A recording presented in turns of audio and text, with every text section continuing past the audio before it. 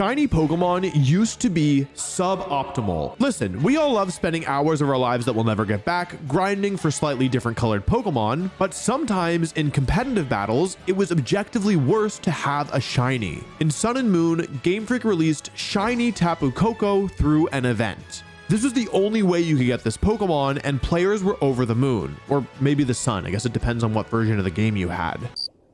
However, this specific shiny Tapu Koko from the event had its nature set to always be timid, meaning just by looking at it, you could tell which stat was getting a boost. This meant that using the shiny form gave away vital information to your opponents that they otherwise wouldn't have access to, and thus made it strictly worse than the regular, boring Tapu Koko. This remained true all the way up until 2019, when Game Freak distributed all 4 shiny Tapus without their natures locked. Finally, the cooler Daniel had his day. Since Sword and Shield released items called mints, which can change the nature of a Pokemon no matter what it starts with, this problem is no longer completely relevant, but I'm sure there will be another situation in the future where using a shiny Pokemon is suboptimal once again.